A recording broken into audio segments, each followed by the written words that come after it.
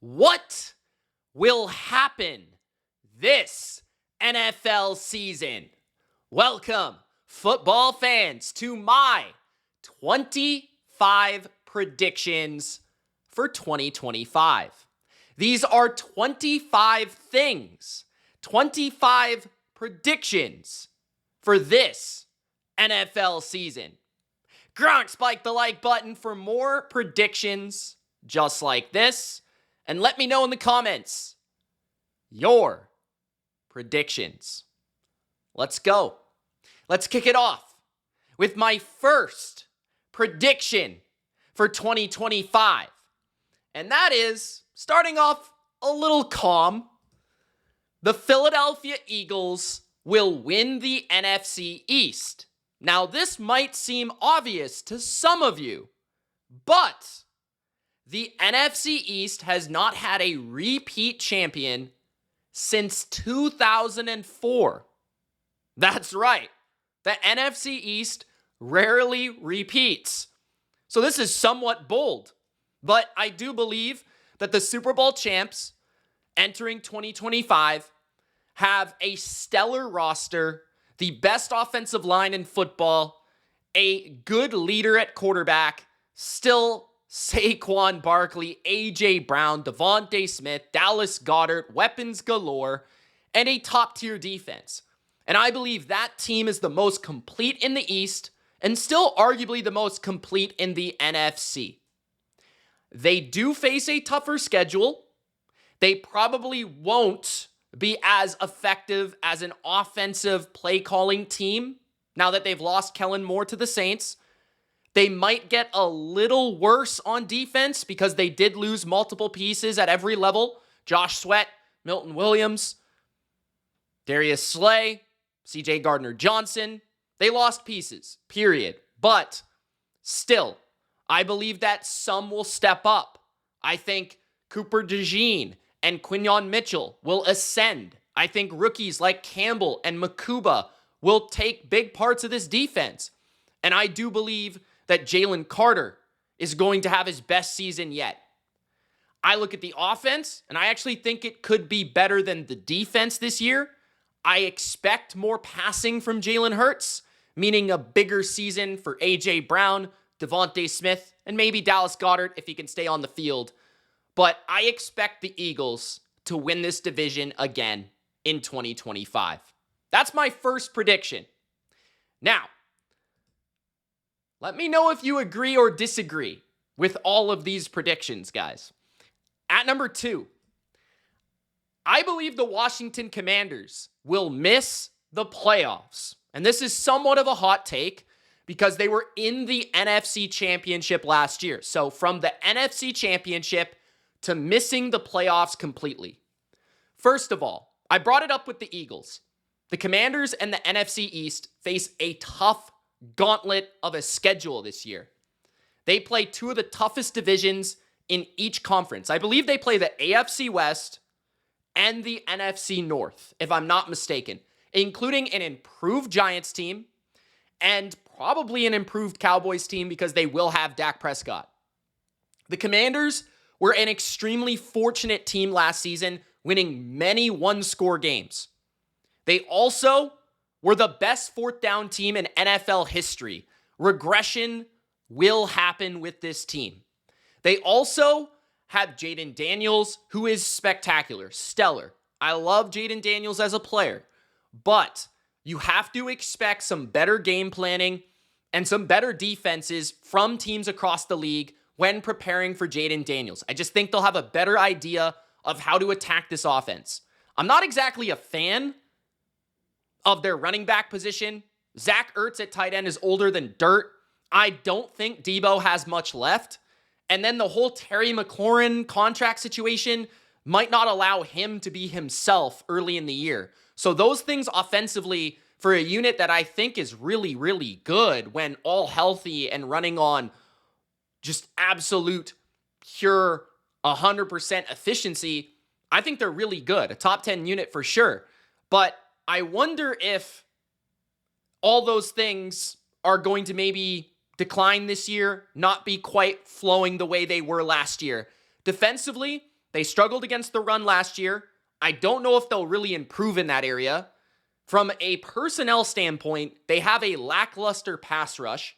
Their linebackers are pretty old, and their safeties aren't very good, and their corners are very dependent on a player that has been injured frequently in Marshawn Lattimore and a rookie on the other side. So I look at the Commanders and I just say, I think their roster is more flawed than we give it credit for. I think their defense is bottom 10 in football. And while I do love the quarterback and I do really respect the coaching staff, Cliff did a great job last year. I think he'll do a great job this year. And I think Dan Quinn's a very good manager of the team, and he's a very good leader. And I think that he's a good defensive coach. I just feel like the Commanders are one of those teams that had a breakout Cinderella run that will come back down to earth in 2025. So that's my number 2 prediction. The Commanders will miss the playoffs. Number 3, Jackson Dart will play. But not only will Jackson Dart play, he will start by week 7 or 8. Now, I point out week 7 or 8. He does have an extended period entering week 7, I believe against the Denver Broncos, a 10-day period where he could get prepared for that game. Their bye is very late in the season, so I don't expect Jackson Dart to, wait all the way to the end of the year, unless the Giants are going on some Cinderella run that nobody expects. They have the most difficult schedule in the NFL, so I expect that to lead to some losses early in the year. As much as I do love the pass rush and Malik Neighbors, and I think Brian Daboll is better than given credit for, I feel like the Giants can be feisty and competitive, but with Russell Wilson and an offensive line that I have my questions about, I just don't think they're going to be able to beat many of the teams they play on their early season schedule. They might be able to pull off an upset against the Cowboys or the Commanders in their own division, but they play like the Chargers and the Chiefs and some really difficult games throughout the early portion of their schedule and throughout the entirety of the schedule. But we've already seen some impressive stuff from Jackson Dart early in his NFL career in the preseason, looking like he can run this offense, looking like he has poise, patience, and just confidence. And I think he'll be better from a timing, accuracy, and just overall fluidity than Russell Wilson. Russell Wilson is very stagnant. Russell Wilson is very dependent on moonball or nothing. Taking a sack, holding the ball, throwing it away. Russell Wilson's not the dynamic player he used to be. And the style at which he plays is still that player. And it just doesn't work well in his current body, right? Like Jackson Dart, I think, can actually run the offense. And I think the Giants will soon get frustrated by Russell Wilson and the just slow offense. And I think that in order to pick up speed, in order to pick up some momentum, in order to save his job, Brian Daboll will have to turn to the rookie. So I'm going to say that Jackson Dart plays week 7, week 8 range, around mid-season for sure. Maybe even sooner. Who knows? My 4th prediction is that the San Francisco 49ers will win the NFC West. The 49ers enter the season with the easiest schedule in the NFL. In fact, they really don't play many good teams at all. They don't play Buffalo. They don't play Baltimore. They don't play Kansas City. They don't play the Eagles. They don't play the Lions. They don't play any of those teams, okay? Those were the top teams in football last year. They play the Bucs. They play the Texans, right? They don't even play like the Packers. They don't play the AFC West. They don't play the Vikings. Like, who does this team play? The 2 worst divisions and the 2 worst divisions top teams, they play their own division, which they've done a fairly good job over the years of dominating, including Rams matchups, Seahawks matchups. Last year, they were 6-11. And a lot of that had to do with the injuries. A lot of that had to do with missing games from key players, including Christian McCaffrey, Trent Williams, Brandon Ayuk, etc. The list goes on. Now they bring in Robert Saleh, a top-tier defensive coach to complement Kyle Shanahan. Honestly, like, one of the best dynamics that Kyle can have is that super vibrant defensive coach, because Kyle is not a super energetic guy. So, like, Saleh and Kyle are like a match made in heaven, in my opinion, because where Saleh lacks, Shanahan is really strong. And where Shanahan lacks, Saleh is very strong. So I really love that combination. I also think they crushed the draft, and I think that's going to be showcased throughout the season.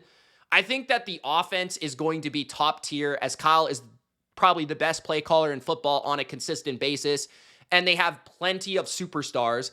And even if they struggle with some injuries early, typically the Niners do tend to get better as the year goes on. I think that will be the case for this team, as they are a young team in many positions, right? They're going to have a young defensive line. They're going to have a younger secondary. They're going to have a younger just overall vibe and team. And I think that will allow them to get better through their coaching. I think Brock Purdy, Christian McCaffrey, George Kittle, these guys will be able to keep the team afloat early on.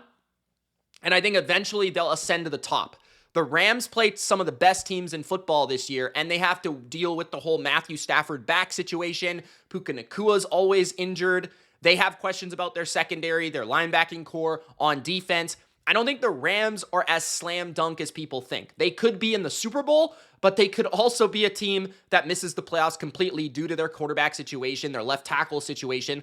A lot of weariness there, right? The 49ers, it feels like they have a bad year, they have a great year. Sometimes they go down because of injuries. They're always injured, but they find their way back to the top. And this team has as many studs and stars as any team in football, and they have arguably a top 3 coach in the NFL. So I think the 49ers will make their way back to the top of the NFC West. More on the NFC West in a second. So we're going to transition, continuing with the 49er theme here. At number 5, I have Brock Purdy for MVP. So Brock Purdy, I think this prediction is that he will be an MVP candidate. I'm not saying that he will win the MVP, but he will be an MVP candidate. Now, first of all, I think Brock Purdy is a little underrated by a majority of NFL fans. I'm not saying that he's underrated by all. There's some that maybe Niners fans that think he's like elite. I wouldn't quite go that far, but he is definitely a very good player. And specifically in terms of his processing and his timing and his mental game. I think he's also very slick as a scrambler as well. He doesn't have a big arm, right? There are limitations to his game. But I do expect Brock Purdy to be the best as an individual that he's ever been this year. And I think the contract that he got will be something that will be proven correct by the 49ers this year. Because I think early in the year, he's going to have to deal without Brandon Ayuk, maybe even Jawan Jennings, although I don't expect that. And he's going to have to, connect with a new guy like Ricky Pearsall and have to carry the show on offense, right? And I thought he did that fairly well last year at times. And he played really well outside of structure. But he needs to find that fine line of playing both inside and outside structure the way that he was able to in 23 and 24. And I think he can do that this year by learning from the past seasons. Remember, this guy is still pretty young in his NFL starting career. And under a coach like Kyle, as they continue to build rapport, reps, games, and situations, they'll only grow closer together in their relationship, which I'm very excited for. So I think Purdy is going to be very, very, very good this year. And I could see him having 30 plus touchdowns, limiting his turnovers, which has been somewhat of a problem for him in terms of some of the bigger games that he has lost. He has been a turnover-prone player. And I expect the Niners, like I said, to win their division, which is going to be a little surprising. I think that they're going to win 11, 10 plus games this season. I think they're going to benefit from an easy schedule. I think they're going to score a lot of points. And I think all of that will lead to Brock Purdy MVP buzz, because at the beginning of the year, everyone's going to be talking about how they don't have any weapons, they're all injured, all this stuff. And eventually, the case will build for Brock Purdy to be in that conversation as one of the top seeds in the NFC. So that's why it's my number 5 prediction. At number 6, the sack leader in the NFL will be Nick Bosa. So this is the 3rd consecutive 49er prediction, but I'm trying to build a case for a team that I believe will bounce back in 2025. And I think the addition of Robert Saleh will spirit a revival or a rejuvenation of the 49ers defense. And at its core, it's always about the pass rush. And if you look at Nick Bosa's numbers, his numbers from a sack perspective were always better under Saleh or DeMeco Ryans. And I think under Saleh, he's going to get back to having 15, 16, 17, 18, 19 sacks because he is legitimately that good.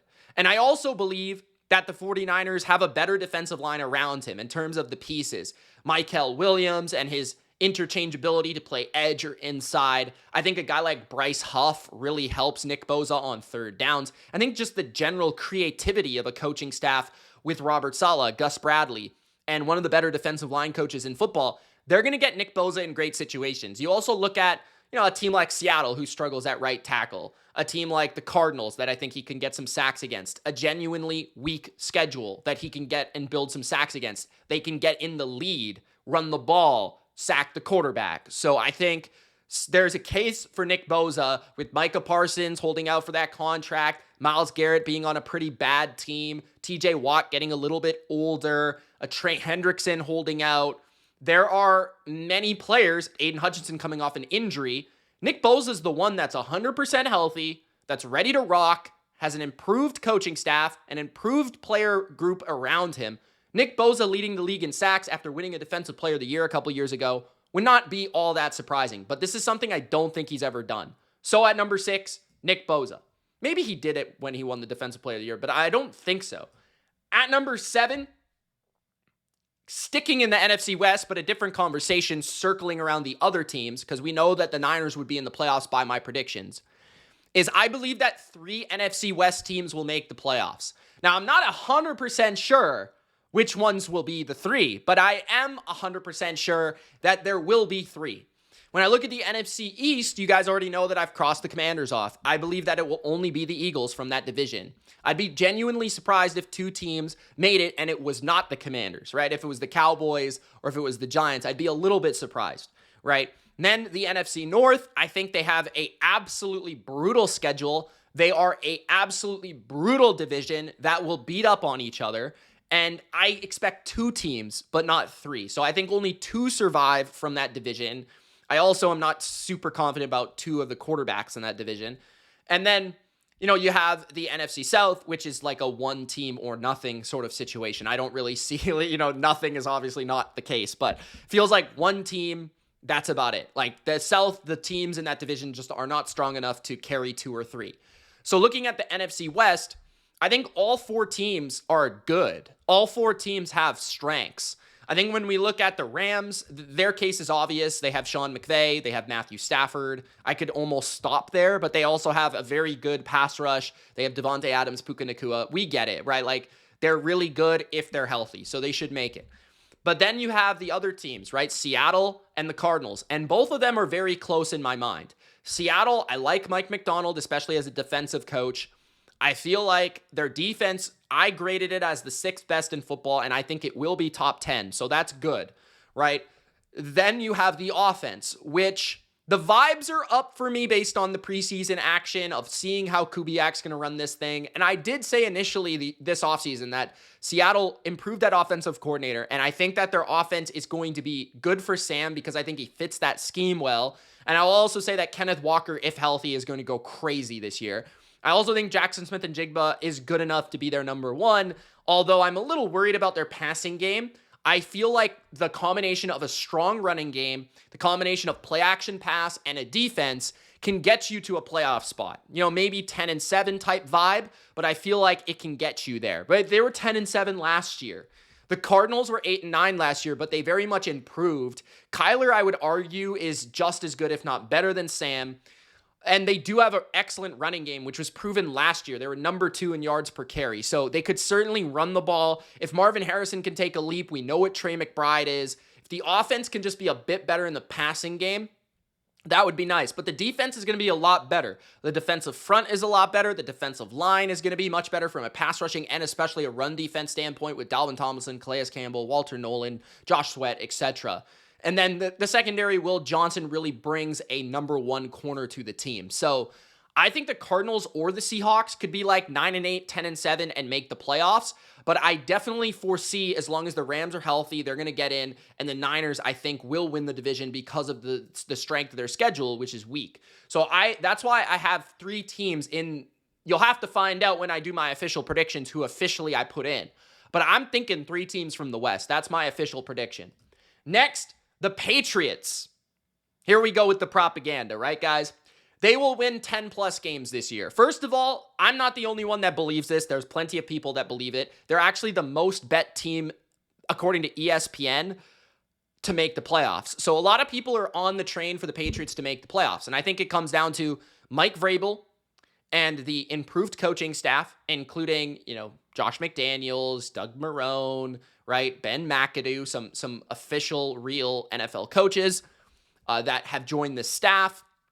It comes down to Drake May and people's belief in his potential breakout.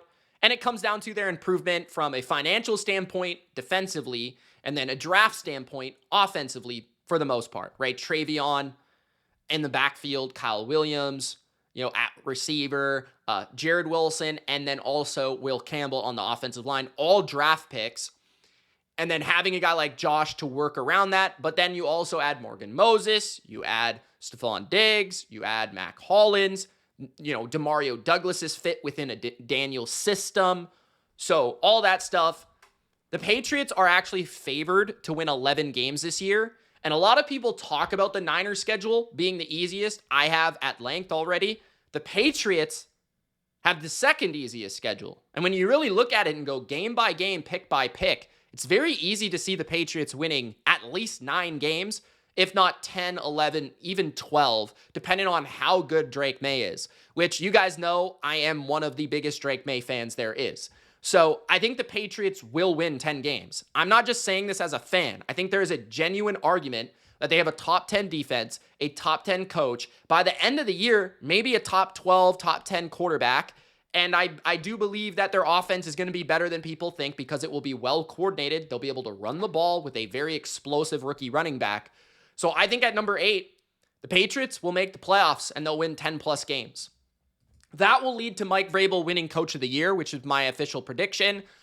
I just think that this is a narrative award, and Mike Vrabel saving the day for New England, the team he used to play for, the team that everybody watched him win 3 Super Bowls with, right? There's all those highlights of him catching touchdowns in the Super Bowl. Like, people love Mike Vrabel. The media loves Mike Vrabel. He's like a very just cool character and just like an old school coach. Like, America loves Mike Vrabel. They like that type of person, right? And then at the same time, I feel like Mike Vrabel is just like, he's the exact thing that like the Patriots need. They need that toughness. They need that game plan preparation, game management preparation. It's going to be polar opposite to what happened with Gerard Mayo, who was completely unprepared.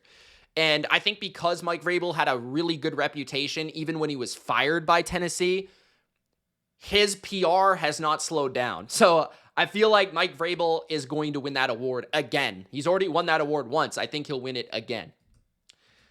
Number 10, we're sticking in the AFC East here. Mike McDaniel will be fired. I don't think it will be early in the year because I think Miami might find some success early in their schedule. But by the end of the season, Mike McDaniel will be fired. And I don't know if it ultimately will be because the team performs below expectation or just that like he can't control the team. And like Mike McDaniel is an example of a great schematical offensive coach that I would absolutely adore to have as an offensive coordinator. And who knows, he might end up on the Niners by January, but I feel like, or maybe even the Texans or something like that. But I also believe that Mike McDaniel is not a good head coach from the standpoint of balancing the culture and the personalities that are within that locker room, specifically in a place like Miami, which is not exactly the easiest place to manage. So I think that McDaniel ultimately will be overrun and basically worn down by like Tyreek Hill and the drama of the Dolphins. So at number 10, I have McDaniel being fired eventually this year. Number 11, the Jets will be the worst team in the AFC. Now, the other considerations for me would basically be Tennessee. And then I could see a world where Miami is in that conversation. Obviously, I could see a world because I just said Mike McDaniel get fired. I could also see maybe a team like the Colts or the Browns, right? The Jets, I believe they probably will have the worst starting quarterback in the conference. Like, I prefer Cam Ward. I prefer even Joe Flacco, to be honest with you. And I think the Browns and Jets are pretty close in this conversation. But I trust Stefanski and Jim Schwartz more, even if they're in a tougher division, than I trust Aaron Glenn, an unknown offensive coordinator. I also don't love the whole Breece Hall situation. The Jets really have no weapons outside of Garrett Wilson. And their defense is fine, but it's not spectacular. I just don't know how the Jets win many games. Besides running the ball for 200 yards, I think it's going to be a very bad offense. And ultimately, I just don't see how they're very good. Like, I don't get the argument. At least with Cleveland, I can see it a little bit. Like, they have Myles Garrett. They have Denzel Ward. They could have a good defense. They have had a good defense the last couple years.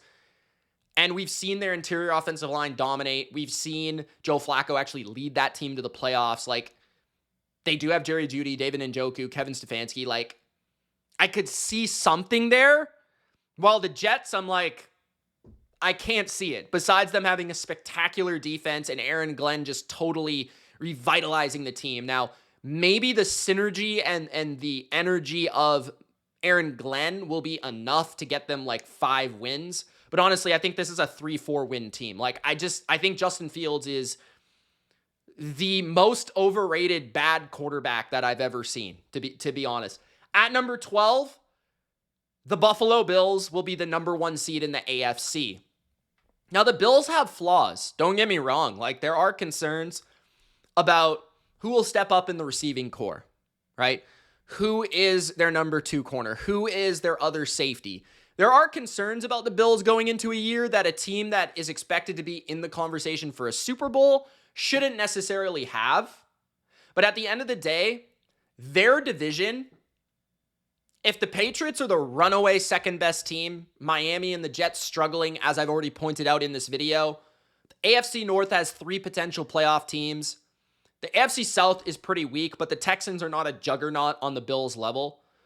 And the AFC West, you got 3 playoff teams from last year and probably the best coach division in the NFL. So with the AFC East, you have Buffalo that really their schedule kind of like leads to you to believe that they're going to win a lot of games. Like, all their toughest opponents are at home. The Eagles in the snow late in the year, like, that's nice. The Baltimore Ravens off the start of the year at home, even if that's the toughest opponent that they could possibly get from a matchup perspective, right? The Chiefs, who they always typically beat, also in Buffalo this year. Like, they don't have a lot of tough games that are actually on the road. I think there's maybe 1 or 2. But besides that, they play a lot of their marquee opponents at home, which in Buffalo, it's different to say that about the Chargers. But the Bills and the Mafia, that's one of the best home fields that you could possibly get. They have the best player in football, in my opinion, in Josh Allen. They have a very good offensive line, a very good running game. I think they have a lot of solid weapons, even if they don't have one spectacular one. Although I expect Keon Coleman to have a bit of a breakout this year. That's going to be one of my fantasy takes. But I think that the Bills' defense also is improved in their depth of their front 7. I think that they're a well-coordinated staff in terms of they have a lot of chemistry, they have a lot of rapport, they have a lot of things like Joe Brady, Sean McDermott, they've been together now for a minute, right? This core has been together. So I think the Bills are a 14-13 win team. And I think the Ravens, they have to deal with the Steelers, the Bengals. They still play the top tier schedule that the Bills have to play as a number 1 team in their division, right? There isn't really that team that could lurk unless the Texans somehow block this year. I don't know if that's going to happen. And a lot of people are worried about the Chiefs this year. So I think the Bills are the team as the number 1 seed. That doesn't necessarily mean they'll win the Super Bowl or win the AFC even. But I do believe that means that they're going to have a chance to do that, for sure. Number 13, the Bengals will be the highest scoring team in the NFL. Now, this is a 2-parter because I think the Bengals have an excellent offense, and I've absolutely loved how it's looked in the preseason. I think Joe Burrow looks pretty good. Jamar Chase and T. Higgins are freaking awesome. The run game, I think, will be from start to finish better this year. I think the offensive line actually will be better this year. They're at least making attempts to improve it still this offseason. I think they worked out Dalton Reisner, if I'm not mistaken. They did bring in Patrick Lucas. They did draft Tate Ratledge, if I'm not mistaken. They have tried to make that unit better and stronger. They, by the end of the year, were, in my opinion, like one of the most unstoppable units in football. I thought it took a while for them to get there because of the lack of, Joe Burrow being 100% healthy and ready to go, the whole Jamar Chase contract situation, T. Higgins contract situation, like that kind of loomed over their heads. But once they got going, they were fuming, right? They were just spectacular to watch. I think this year they're going to be, from start to finish, the best passing offense. And I think when you're the best passing offense, that typically leads to a lot of explosives, a lot of points. And I think they know they have to be aggressive. I think the Bengals will be a more aggressive team this year in terms of fourth downs, right? Because I think their defense, they know their defense, they can't rely on it. Even if they improve, they know that they have to score to win. So I think that they are going to be a Lions-esque team. Maybe not quite as spectacular as last year's Lions offense, but just in terms of like, they're going to go and try to win with their offense on a weekly basis. And I think it's going to be very hard for defenses to stop them. So at number 13, I have the Bengals as the highest scoring team in football. Number 14, I think that leads to Joe Burrow winning an MVP. I think Burrow, to me, is as close to a lock to lead the NFL in passing yards and passing touchdowns as I can remember. Like Lamar Jackson, for example, he had an amazing season last year in passing touchdowns, but he never really had a year like that until last year. Now, Lamar could obviously do that again, but that's a team that can run the ball. That's a team that runs the ball. They have Derrick Henry. Like, what's the chances that Lamar actually leads that category, or like is close to Joe Burrow? Like, Joe Burrow led that last year, right? And Burrow led the league in passing yards last year. I think he could do it 2 consecutive years. And so there was a buzz for Burrow to win the MVP last year, even though they missed the playoffs. Imagine if they make the playoffs this year. They win 10, 11 games this year. Even if they don't win their division, even if they don't win the AFC number 1 seed. If they win 11 games and they have the best offense in football and Joe Burrow leads the NFL in yards and touchdowns, he's going to win the MVP because we're already hearing the narrative start.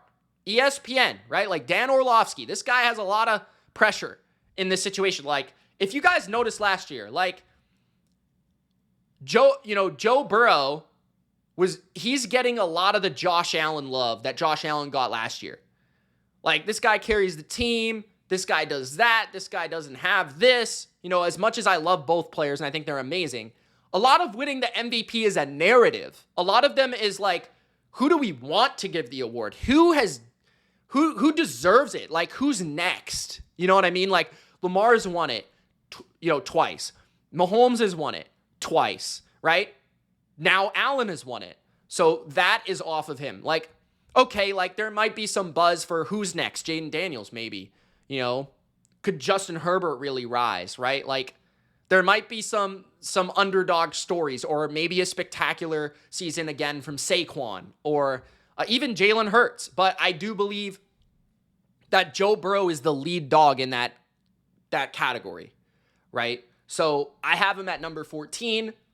Then we've got the least points allowed, I believe, will be the Baltimore Ravens. I think they'll have the number 1 scoring defense. That doesn't necessarily mean they're the best defense, right? But it does mean that they'll allow the least amount of points. I think that's a conjunction between, like, you have Baltimore's ability to score points, Baltimore's ability to run the ball, Baltimore's ability to chew the clock, the ability for Baltimore's strength on defense to be their secondary, to shut people down from passing, right? They were the number 1 run defense last year in yards per attempt allowed. So if you combine those things, there's a very good chance that the Ravens are an excellent defense. And then ultimately, I just feel like the way they play, they don't make mistakes, right? They're well coached. I think that from start to finish, they'll be the team that allows the least amount of points. The leading receiver in terms of receiving yards will be Nico Collins. Jamar Chase is obviously the leader here. Justin Jefferson is always a candidate to do this. There's other players like CeeDee Lamb has a very good chance this year. But I think Nico Collins is going to be the guy. First of all, in terms of fantasy points per route run, and even yards per route run, Nico Collins has been first in fantasy points, and then he's been second in yards per route run in 2 consecutive years.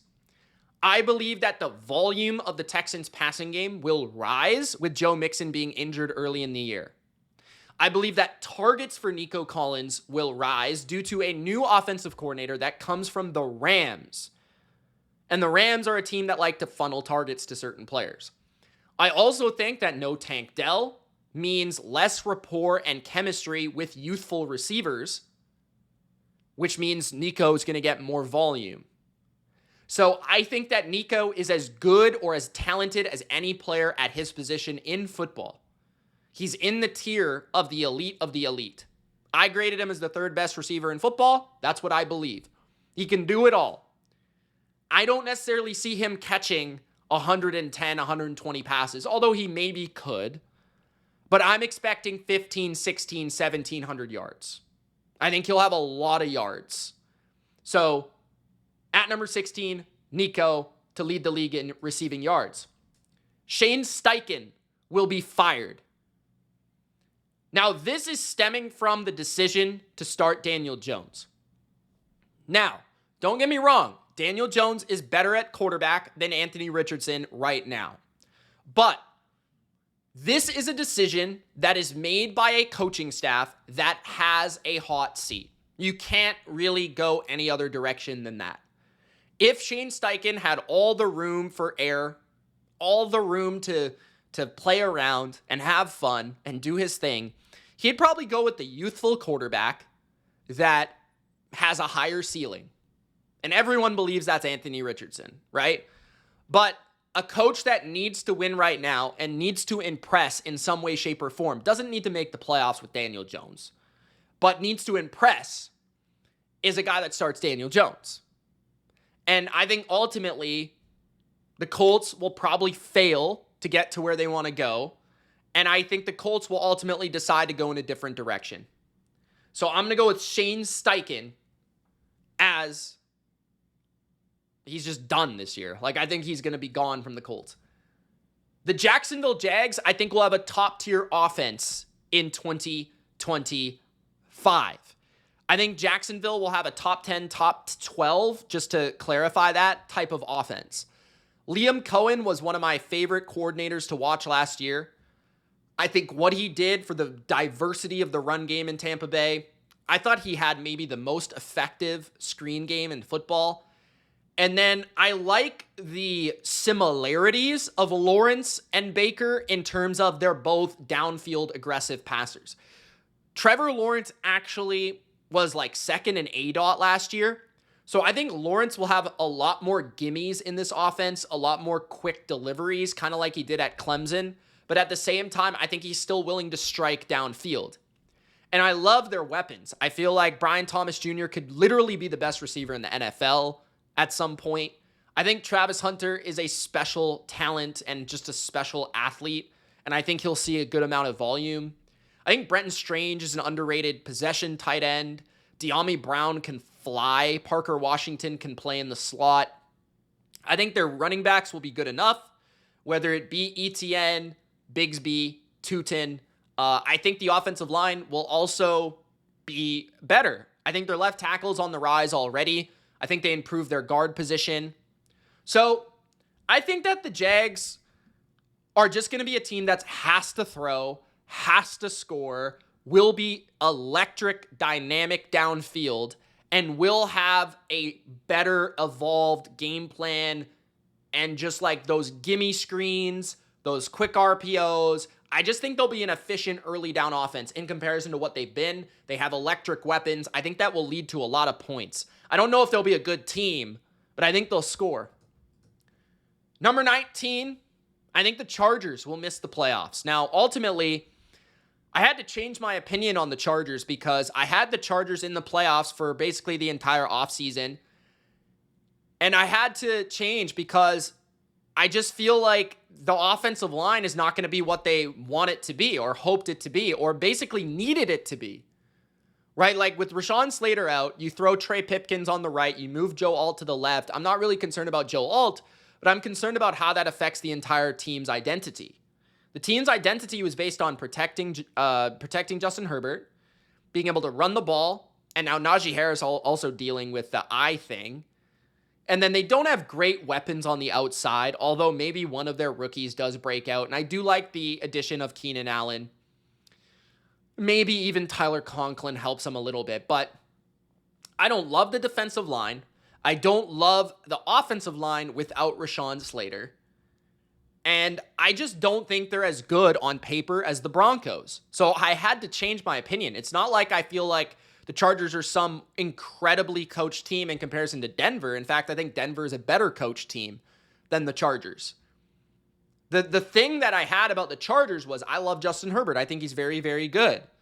But I don't know if he's enough to take this team to 10-11 wins in this division with an improved Raiders team, the Chiefs, the Broncos. And I think in the AFC, a team like the Bengals will be better. I think the Patriots will be on the rise. I think Jacksonville could be feisty. So I feel like the Chargers, that I just think they're going to be 9-10 wins and just miss the playoffs. They're going to be around that situation, but I don't really feel like I can put them in any longer. I just don't think I see the talent, really, to be honest. Number 20, the Chiefs will not make the AFC Championship, which is kind of bold because the Chiefs have made the AFC Championship every single season from 2018 on. I have made this prediction before, so I've been wrong about this, but I'm going to go with this again. And the reason for that is the Chiefs, I think Super Bowl hangover is a real thing. It has real evidence. Some of their main players from their dynasty are getting older. There is questions about the offense in terms of the infrastructure for the first time in a long time. People are actually questioning Andy Reid. People are questioning Patrick Mahomes. How will they perform this year? I don't know if their running game is all that good whatsoever. It wasn't last year. The left tackle is a rookie. The left guard is a question mark. And the receiving core, Rashee Rice, is on and off, suspended, not suspended. I think that's going to affect how they perform in the regular season. And I think the regular season performance is going to lead to a lack of a home playoff game in the playoffs. And I think this could be the year Buffalo finally gets them. This could be the year the Ravens finally get them. Ultimately, I look at the Bills and the Ravens as superior teams. And I think like the Texans are viable to make a run this year. I think the Broncos are a good dark horse. You know, I think the Bengals are always a threat to upset the Chiefs. You know, the Patriots could be feisty for the Chiefs. I think that they're going to have a tough time because I don't think they're going to be the number one seed this year because their division is so strong and they're kind of worn down. And there was questions about the O-line, the D-line, like, I don't know. Unless Mahomes turns it back on in a crazy way, I feel like this is the year where they just don't make it back. They'll probably still make the NFL divisional round, but the championship game is a little bit different. I have T-Mac, Tetaroa McMillan winning the Offensive Rookie of the Year. I think he's going to have a huge year. I would draft him in fantasy. I think Bryce Young's going to have a good year. Carolina, in my opinion, still has the worst defense in football. And I don't know if this necessarily leads to any Panthers success, although the Panthers could be a little bit of a dark horse. I do like their offense. Like, I think Canales is a solid offensive coordinator. We've seen what he's done with big perimeter wide receivers like McMillan, like Mike Evans, DK Metcalf. Got the best seasons out of those guys. And I could see McMillan just lighting the skies on fire. Like, he's had a really good offseason, a really good training camp. He's been really good in joint practice settings. He's been solid in preseason action. And I think Bryce is going to trust him a ton for downfield plays, for red zone targets. He could have a Brian Thomas, Malik Neighbors type of season. And I don't know if there's another player in this class that can do that. Ashton Genty, I think, will be on a pretty bad team overall, like at least middling at best. And I don't think he'll put up quite the numbers that people expect. Travion will be, I think, a possibility, but more so in a committee with Ramondre Stevenson. RJ Harvey, similar situation with J.K. Dobbins. I think, Caleb Johnson isn't quite there for me on a struggling Steeler offense. There's just a lot of candidates that I don't think are ideal for winning Offensive Rookie of the Year. I don't think that the team around Cam Ward is quite good enough. I don't think Jackson Dart will play enough games. You go down the list and it's kind of like, well, who could it be? Travis Hunter, he might be playing defense, offense. He's the number 2 receiver on his own team. So the shine is taken away from him there. It's not like Thomas or Neighbors last year, right? Lad McConkey last year. I'm not saying this is going to be some spectacular season from McMillan where he puts up 100 catches and 1,200 yards and 10 touchdowns. I'm not saying that, but I am saying in a pretty weak Offensive Rookie of the Year class, he will be the best. He'll be the shining light. I think he'll get the most opportunity. I think he'll win the award. Number 22, the Saints will have the first overall pick. Their quarterback situation is the murkiest entering the season. It's the most lackluster entering the season. I also think that the O-line is young. I think that the Alvin Kamara, he's going to fall off a cliff eventually. Chris Olave and Rashid Shaheed are living, breathing Band-Aids. And defensively, they are old. And they have a rookie coach. And despite a weak division, I just don't see how they win more than 3 or 4 games. I'm just going to be honest. They're not good in any way, shape, or form. I don't know how they just win. I don't know where they win. I don't know how they win. So the Saints are my pick to be the worst team in football. Number 23, I think Bijan Robinson will be your fantasy MVP of 2025. If you can pick him in your top 3 of your fantasy league, I would pick him. I think that he has 1,500-yard rushing upside, 500-plus receiving upside.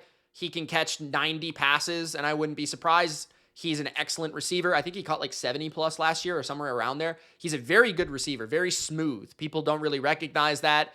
And I think, over the back half of last season, he was the best running back, I think, to own in fantasy pretty much, other than maybe Saquon. Because he got a ton of volume, which I think he's going to see from start to finish of the season. I think that he's in his prime. I think it would be very shocking to see him miss a ton of time. And yeah, he's in his prime on a good offense with a good offensive line, with a coordinator that wants to feed him. This is the Ram offense that featured Todd Gurley to absolutely run him into the ground. This is what Bijan is a part of now. So this guy could put up LaDainian Tomlinson type numbers in his prime, and I wouldn't be surprised. He's really, really talented. So at number 23, Bijan. Number 24, the Bears will be below 500 in their first season under Ben Johnson. I have them finishing last in the NFC North. And I'm not saying they're bad. I think they'll be 8-9, 7-10. But I am not a Caleb believer. From what I've seen from Caleb, I just think he is not the smartest quarterback. He's not the best decision maker. He holds the ball too long. He's not even the most accurate or the best deep ball passer. I think both those areas need improvement. I feel like Caleb is just going to be up and down and a roller coaster. I think that the weapons are a little overrated. And I think that the defense is just solid, but it's nothing special. So in a division that features the Vikings, the Lions, and the Packers, I think it's going to be tough for this team to win more than 8 games. So as much as I like Ben Johnson, Caleb needs a far, far ways to go. He can barely hit a net. So I'm going to go number 24, Bears below 500. And my final prediction for 2025 for this video is that Jordan Love will lead the NFC in touchdown passes. Not the entire league. That'll probably be Joe Burrow. But the NFC. Now, the other candidates you could consider are Jared Goff, Baker Mayfield, maybe Dak Prescott, Brock Purdy. Otherwise, I'm not quite sure if I missed any. Jaden Daniels probably not because he's more of a runner. Jalen Hurts more of a runner. So it's unlikely that those guys do. But Jordan Love put up 32 touchdowns in his first ever season starting. Put up, I think, 26 or 25 last year, and he missed a few games, and he was injured. The Packers, I think, will have an awesome offense. I think they have a really good receiving core, especially when they're all healthy, including Watson and Reed post week 5. And I just think the Packers love to throw the ball for touchdowns. First of all, they're a very explosive passing game, which leads to more passing touchdowns. They're a team that just, they'd like to throw the ball for touchdowns. Like it's just the way it is. I think Matt LaFleur is an excellently good offensive coordinator. He finds multiple ways for Love to throw those touchdowns, whether it be screens, explosives, wide open guys, crossers, a variety of ways, right? Love's not a guy that runs. He's only a guy that throws pretty much. Like he almost never runs for a touchdown. And I think they will be a top 10 offense. And I think this could be Jordan Love's breakout season, right? I'm not even saying from like a film or watching or eye test perspective that he's going to be a top tier quarterback. What I'm saying is that they're going to score a lot and he's going to throw them a lot of touchdowns. And that's my prediction for an NFC that I think Baker dealing with Chris Godwin's injury, Tristan Wirfs' injury, loss of Liam Cohen, Jared Goff losing Ben Johnson, right? Like, and some offensive linemen. The guys that really did well last year in this category, and then Jordan Love feels like he's on the rise in this category. And Brock Purdy's got to hand it to CMC. Like, there's other factors. I don't know if Dallas will quite be good enough for this. So, number 25, Jordan Love to lead the NFC in touchdowns. There it is, guys. My 25 predictions for 2025. Let me know your biggest predictions for the season in the comment section below. I'll be, of course, releasing all my record predictions, all my playoff predictions, my Super Bowl champion, all that sort of stuff eventually on the channel before the season kicks off. But these were 25 predictions that I wanted to give you guys. Let me know what you thought. It's Mitch. Gronk, spike the like button. Don't be a jabroni and subscribe. And thanks for watching the whole thing. Peace.